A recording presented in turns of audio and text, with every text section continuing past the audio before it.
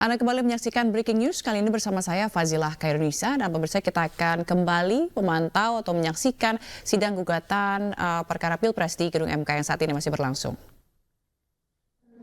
Hasil pemilu. Hanya dengan demikianlah Indonesia memiliki kesempatan untuk menyelamatkan demokrasinya.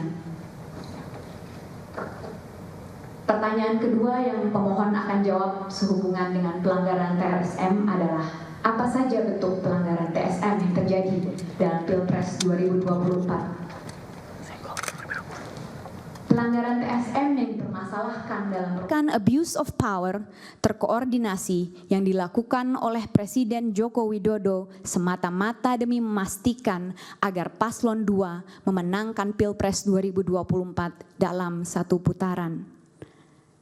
Sehubungan dengan pembuktian mengenai ada tidaknya nepotisme, maka penting untuk melihat standar beban pembuktian sehubungan dengan perkara PHPU di Mahkamah Konstitusi, sebagaimana dimuat dalam putusan nomor 1 PHPU Pres tahun 2019, yaitu beban pembuktian formil, yang mana beban pembuktian awal dibebankan kepada pemohon dan kemudian beralih kepada termohon.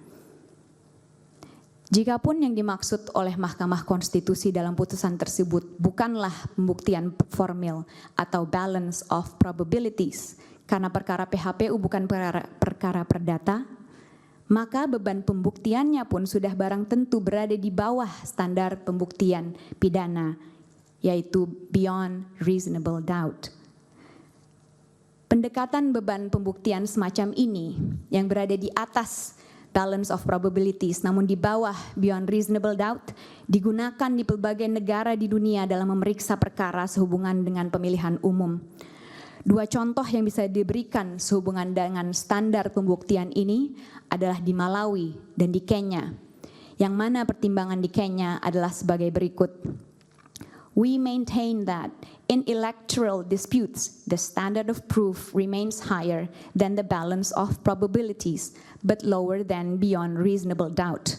Terjemahan tidak resminya adalah bahwa pengadilan menyatakan bahwa dalam perselisihan pemilihan umum, beban pembuktian tetap lebih tinggi dari balance of probabilities, tapi itu juga tetap lebih rendah dari beyond reasonable doubt.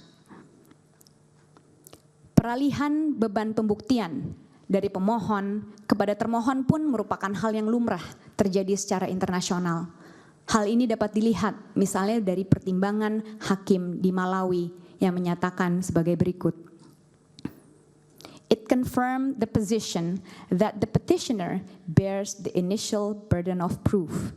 It then made it very clear that the moment the petitioner gives ample evidence in support of his grievance, the burden of proof definitely shifts to the respondent to give an explanation in answer.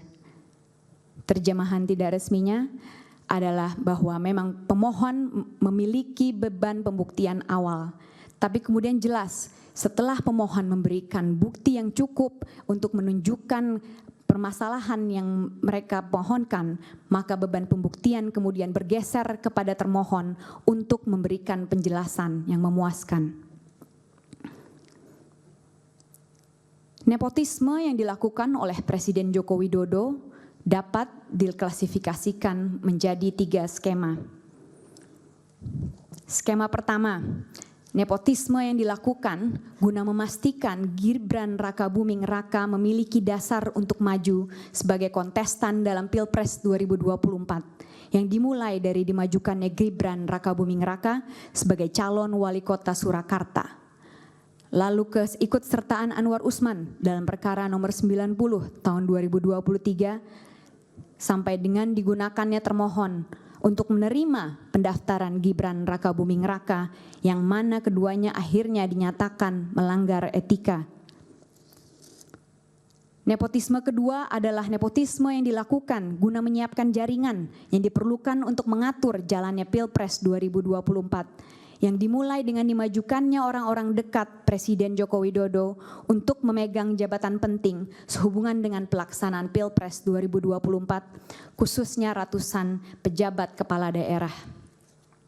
Bentuk nepotisme yang ketiga adalah nepotisme yang dilakukan untuk memastikan agar paslon 2 memenangkan Pilpres 2024 dalam satu putaran yang dilakukan dengan berbagai cara, mengadakan pertemuan-pertemuan dengan berbagai pejabat di berbagai lini, mulai dari pemerintah pusat hingga pemerintah desa, yang kemudian dikombinasikan dengan politisasi bantuan sosial, sebagaimana terlihat dari aspek waktu pembagian, aspek jumlah yang dibagikan, aspek pembagi bantuan sosial, dan tentunya aspek